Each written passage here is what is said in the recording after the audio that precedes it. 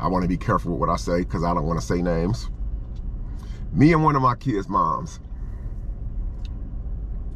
we were in the grocery store, went out into the parking lot. It was awful, man. It was the worst. It was like the worst day of my life. So I end up finding myself homeless. Hold on for a minute, let me count mine. You know.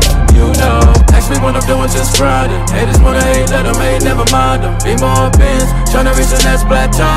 And I can't stop till I achieve my goals. Keep a couple feet inside the photos. So official with the vibe, you can kick up my zone. Hold on for a minute, let me count mine. You know.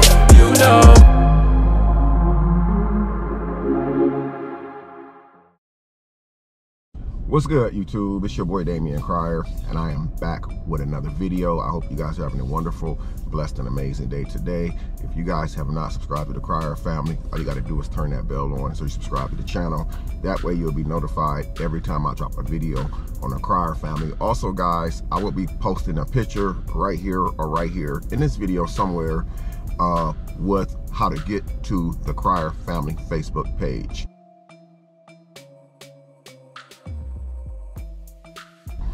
On the Crier family Facebook page, I'm dropping videos 7 days a week. I'm dropping nothing but bangers.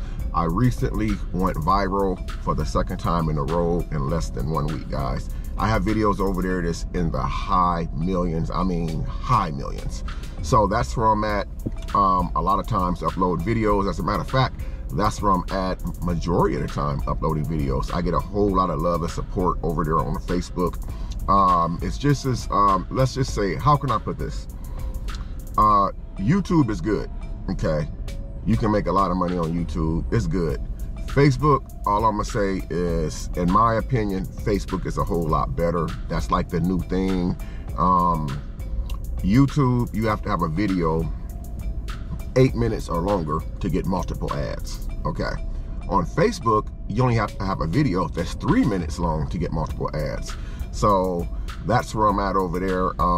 It's been a long journey trying to get the Facebook thing up off the ground, but I finally did it, man. I finally did it. As of today, we hit 498,000 subscribers on Facebook, man. So I'm 2,000 subscribers away from 500K, a 500,000. My goal in 2023 is to have 5 million subscribers on Facebook, and there is no doubt whatsoever that it's going to happen. So if you guys do me a favor right now, I'm going to be screenshotting this. I want you guys to comment in this video right now. When do you think, but you have to put the date, put the date in the comment section that you think that I'm going to hit 1 million subscribers on Facebook. When that date comes and I hit 1 million subscribers and I screenshot your post, your comment, and if you comment the exact date that you think is going to happen, I'm going to cash app you $1,000. $1,000. I'm going to cash app you $1,000. So for instance, this is April 6th. I can't forget that date because this is my oldest brother's birthday. Happy birthday to my oldest brother as well. So today is April 6th, 2023. So if you comment that I think that you're going to hit 1 million subscribers on Facebook by next month, May 6th, and I screenshot your comment and see May 6th, and I actually hit 1 million subscribers on May 6th on Facebook, I'm going to cash app you $1,000. So anyway, guys, on to the video why we here today. So recently, I actually took to my social media and I posted 2 pictures of myself. I posted one picture of myself sitting on the ground holding a homeless sign, showing that I was homeless. The second picture I posted was me with a McDonald's uniform on. Now, there might have been like some little confusion about both of those pictures that I posted because people have been DMing me, asking me what's going on. Some even supported and said, I'm glad to see that you still get in the bag and you're not ashamed of anything that you do. Well, there's a point why I posted both of those pictures. Sometimes, man, you have to remember where you came from. You can never forget where you came from, no matter how successful, how big that you get on social media. People everywhere I go, people like, I'm not gonna say all the time, but I take, for instance, today I went to the gas station, and it's my first time out the house today. I went to the gas station. This lady, she stopped me. She's the school bus driver. She says, "Oh my God, I wish my son was with me. Can I get a picture of you?" She took a picture of me. She said, "Oh my God, you're famous, you're famous." Actually, I don't consider myself famous. You guys will not find one video on either of my platforms ever addressing me as famous. I don't consider myself famous whatsoever. I consider myself well known on social media from the content that I do. Some people know me from drama on the Prince family. Some people know me from drama on the Crier family. As I had many relationships come and go throughout my YouTube career, a lot of drama came from that. A lot of drama came from me, myself, and I. And a lot of people know me from, if I see somebody, they might be like, "Oh my God, you're the one that did that prank video where you did this and did that. And oh my God, I know you, I love your videos." So people know me from a variety of things that I've done on social media. Now, as you guys know, some of my social media history has not been all the greatest. Like my past has not been the greatest. So we're gonna talk about the first picture that I actually posted, which was the homeless picture of me sitting on the ground. I'm actually gonna post that picture somewhere too in this video, holding a sign. You know, people are always asking me, "Mr. Crier, we miss your cooking videos, but we miss your story time videos as well." And I talk a lot about my past because my past helps me guide the direction I want to go in my future. And it's also a reminder of where I came from and where I'm not trying to ever go back to. But if I ever had to go back in that direction, I'm going to still do what I have to do as a man, as a father. I almost said as a husband, but I'm not married. But the pictures that I posted are actually real life events that actually occurred in my life. It really actually occurred in my life. Now, you guys do know who's been following me for a lot of years. Hey, what's up? They staring hard over here. She's staring really hard. Please don't knock on the window. She's looking really hard. Okay, sorry about that. So, as you guys know who's been following me for a lot of years, you guys know I do have 3 kids the same age. Margaret, Damon, my son Akeem. They are not twins. They were born around the same year. And all 3 of the kids I just named are 31 years old. Were born around 1992. But in 1991, I had a situation occur where I was actually, and this is what I'm going to tell you guys is actually bringing you guys up to speed to how I became homeless and the things that I did while I was homeless. Some of it is very embarrassing, but I don't mind talking about my life and sharing certain things with you guys, because I've been dragged all over the internet by doing positive stuff. So I don't really mind getting dragged for sharing this part of my life that I've never shared with you guys, because this is what I'm going to tell you guys. I've never really shared with you guys on any social media platform. Yes, I was homeless. I was homeless. I actually slept in my car. I actually had to sleep in other people's cars. I've actually slept on people's porch. I've actually slept in people's bushes. Some of those people still remember me from today. And some of those people are Facebook friends with me today because I actually slept in the bushes behind their house. And they used to bring me little food out and stuff, you know, so their mom and dad wouldn't know that I was out there and stuff. But what happened was, in 1991, I was in my early 20s. I was 20, going on 21 years old. And I end up getting involved in multiple relationships with different women that I have children by. Okay.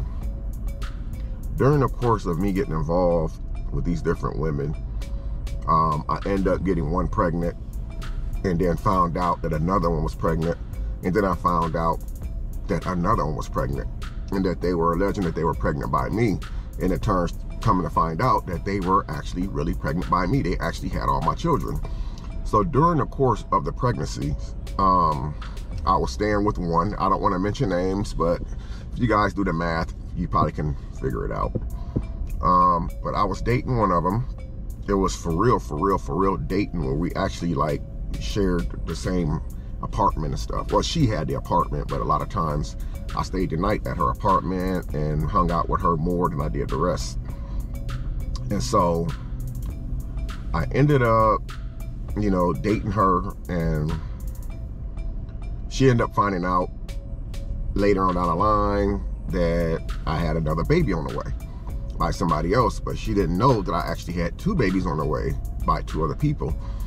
And it just turned crazy. So again, I found myself, like, she had put me out and stuff, which I was living there, but I didn't have all of my stuff there, if that kind of makes sense. You know how like you be with somebody, y'all doing your thing, nasty or whatever, and you stay the night, and then you get over comfortable, you start bringing clothes over, you start leaving stuff at the house and stuff like that.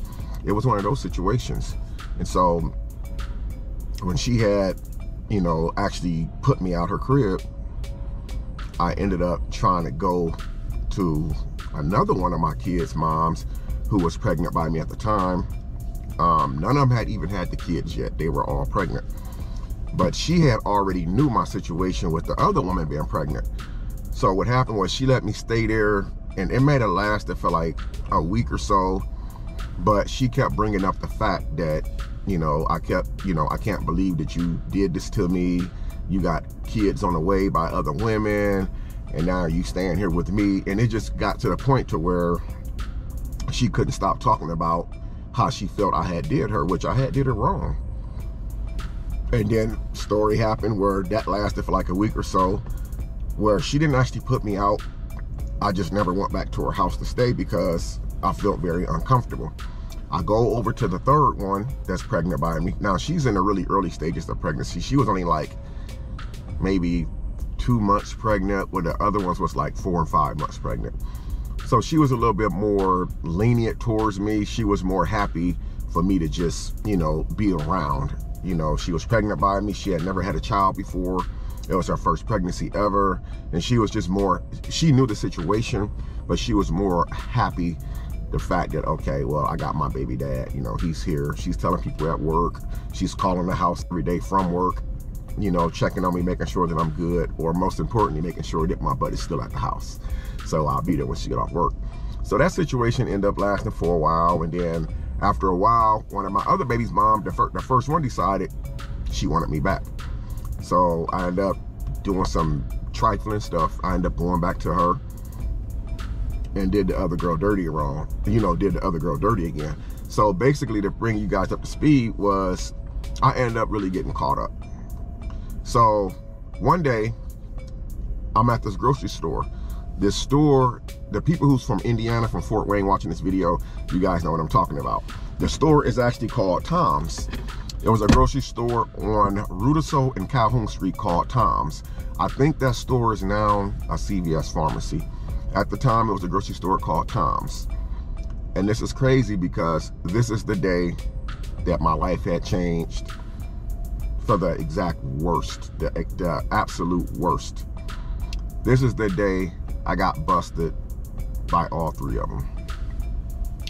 So me and, I want to be careful with what I say because I don't want to say names. Me and one of my kids' moms, we were in a grocery store called Tom's. And we were walking around trying to get our little groceries and stuff. And, you know, we always started off grocery shopping by going back to like the meat section to get like our meats and stuff or whatever. And trying to. By the way, guys, I'm in this parking lot outside of my dentist's office. I have a dentist appointment today. Out of all days, on a rainy, nasty day. But we end up going to the store. We're in the meat section. Now, mind you, she's pregnant. She's actually showing. We get back to the meat section. She's in front of me pushing the grocery cart. I'm behind her walking. As we ready to turn the aisle to the meat section, I see one of my kids' mom is pregnant by me. So I instantly stopped in my tracks and I told the woman I was with, I got to go back to the other aisle and grab something, like hot sauce or something like that. I just made up a lie. I went back to the other aisle, and as I go to the other aisle, it's weird. Bam, I run into another woman that's pregnant by me. I got 3 women inside the store that's pregnant by me at the same exact time. It turned out bad, guys. It turned out really bad. Let's just say it turned out really, really bad. Maybe I can do that video about what happened in another video for you guys if you want to. Just comment down below. The situation got really, really bad inside the store. It went out into the parking lot. It was awful, man. It was the worst. It was like the worst day of my life. So I end up finding myself homeless. I still had my car, but I was behind on payments on my car. I was behind on payments. I would pull up to like relatives' house, ask them could I stay the night or whatever, and they would let me stay the night or whatever, but they had kids themselves that was in school and stuff like that. So it wasn't like it was like a permanent place I could actually stay at and reside. And so I was just going from house to house. And then finally, you know, like one relative let me stay with her, which was one of my aunties, but she had rules. You know, she had rules in her house. Her rules were you have to be in the house at a certain time. She cooks meals at a certain time and clean her kitchen up, which means I can't come in. If she tells me I have to be in the house by 10 o'clock at night, even though I was a grown man at the time, I have to be in her house at a certain time, or she wasn't opening her door. And when she put food up and clean up the kitchen, she don't expect me to walk in her house at 3 o'clock in the morning and go in there dirtying up dishes and stuff. That's just the type of auntie that she was. So I ended up burning my bridge there with my auntie. And from there, I found myself just sleeping in my car. I mean, this went on for like maybe 3 weeks, guys. This went on for like 3 weeks. I mean, I was looking awful. My hair wasn't cut. And at the time, I had really long hair. Really long hair.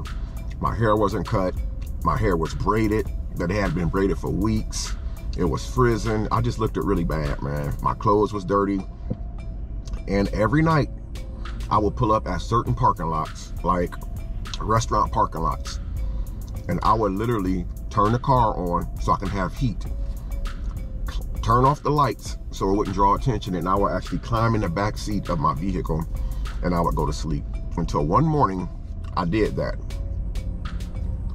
I can't remember where I was at. I was in the parking lot.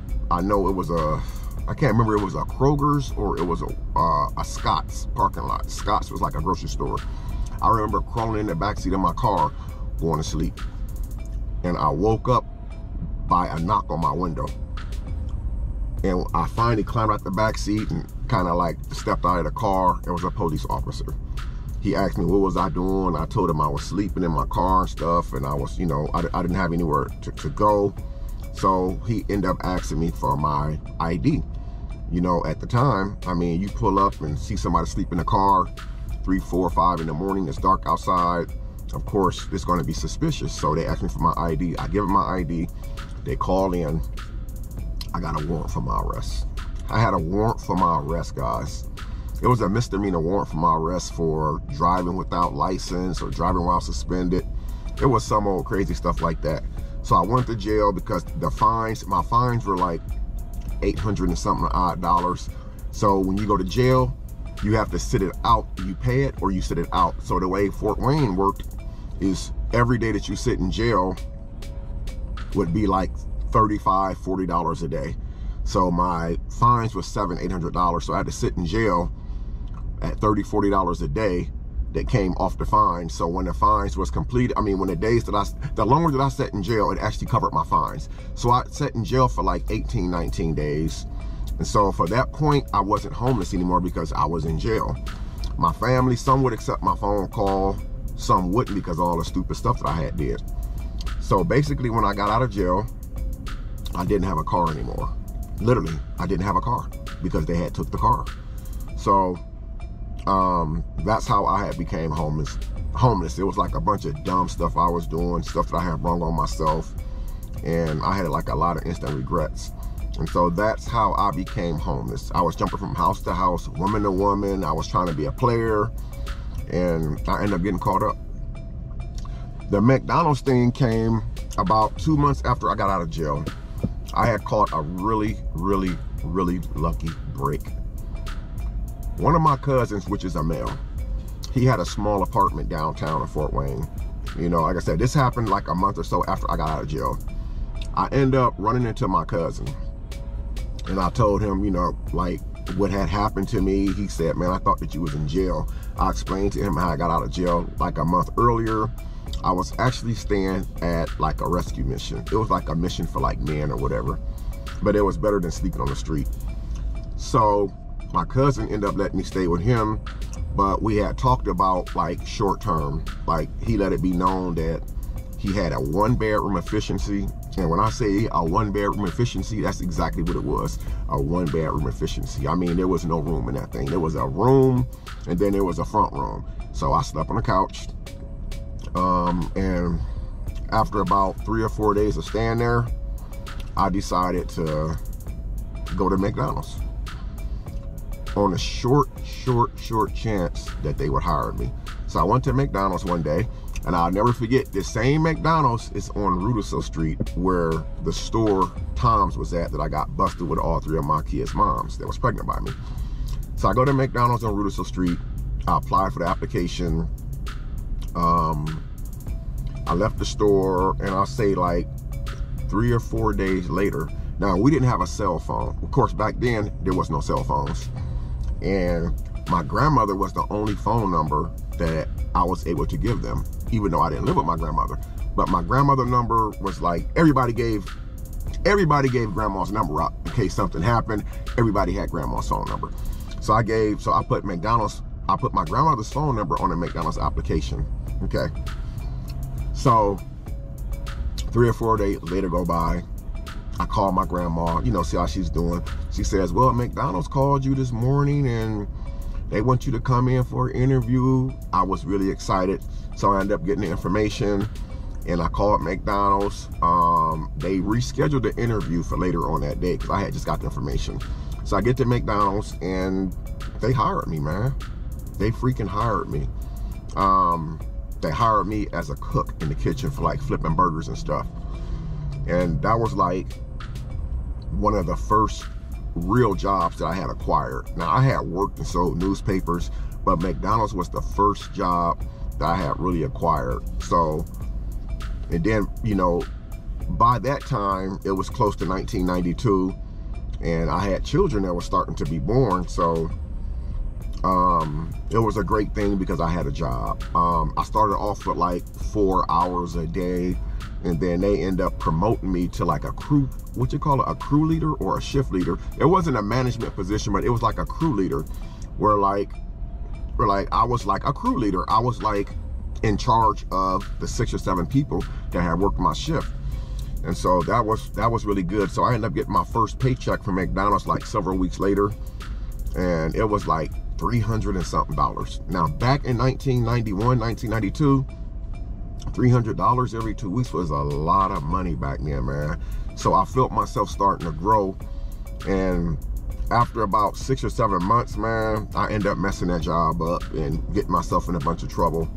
Ended up getting locked up again, and from that point on, I had a lot of bumps in the road that caused me to go to prison and stuff like that. And you know, I felt like, but when I was locked up, even in prison, I used to always think about that job I had at McDonald's, because McDonald's was a place to where working there actually created opportunities.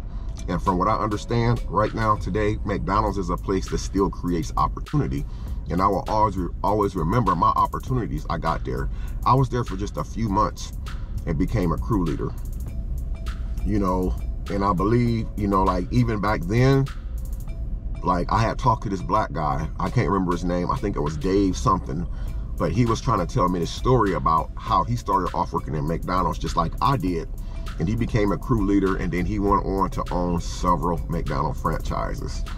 And I didn't really believe the story back then, but now I look back on things and I'm like, wow, you know, that job had actually created opportunities for me, because like I said, it was the first real job I had ever had where I had a real paper check. I remember when I got that check, man, I didn't even have a banking account, a savings account, checking account, or nothing.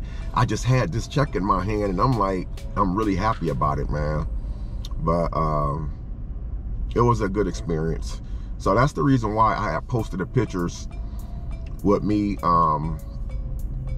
like dressed as a homeless person, and also the McDonald's sign, because I mean with me with the McDonald's shirt on, because that's where it started for me, guys. And that's why I'm always saying, never forget where you came from, because the same thing that make you laugh is the same thing that will make you cry.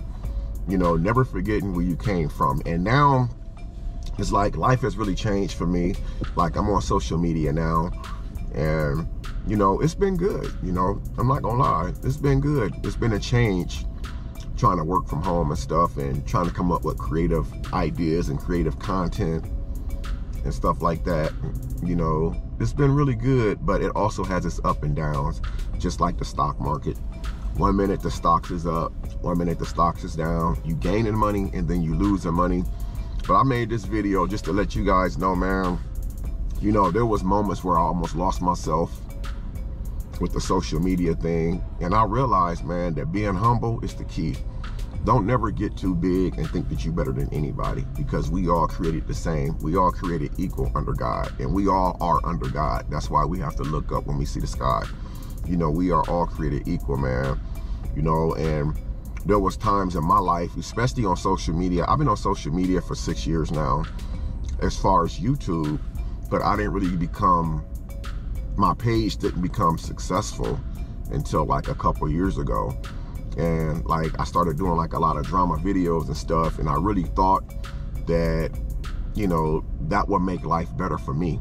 It's okay, I'm gonna do these drama videos and get my views up and run these numbers up. And I realized, man, that I wasn't really being humble, because I felt like that's the only way that I can get it. But then I found out that I don't need to do drama and stay in drama all the time just to become successful. And now when I look at today, you know, the stuff that I'm doing today, the stuff that actually really changed my life, man, like just changed my life. And one thing that I want to do is continue to give back and do better and remain humble, because the same way God gives it to you, boy, he can give you a rude awakening and take it from you. But I just wanted to share that with you guys, man, you know, to let you know like what was going on, because when I posted the pictures, you know, I got so much feedback, and a lot of it, like 99% of it was positive feedback. People were saying like, I'm proud of you, you know, I'm glad that you went back to work. So that lets me know that there's people out there who genuinely are really just here for you. You know, they're really genuinely here for you. And that meant a lot, you know, to me, to see those comments like that, you know, because I thought people were going to be laughing and talking crazy, this and that, but people were actually congratulating me. And I'm going to tell you something right now. I've never mind working a job in my life. I've worked my whole entire life. At 52, I still work my butt off right now. The only difference between then and now is I work from home. And, you know, I just feel truly blessed, man. But anyway, I just want to say thank you guys for watching this video. I wanted to share this part of my life with you guys. If you have a comment that you want to leave in this video about a particular video that you want me to do, just leave a comment in the comment section down below. This video right here was long overdue. I wanted to do this video months ago, but I didn't know how I wanted to do the video, because I don't want nobody to think that, oh, I'm talking about homeless people. And I think that at some point, that's what some people thought, that the video was to be disrespectful to homeless people. No, the pictures were actually to share a part of my life. You know, a lot of people is not going to do a video showing where they came from, you know, but that's what that was all about, man. But anyway, I love you guys, man. Thank you all who watched this video, man. I love you guys. I truly do, from the bottom of my heart, man. Don't forget, going over and follow me on the Crier Family Facebook page right now. And I'm gonna see you guys in the next video. Peace.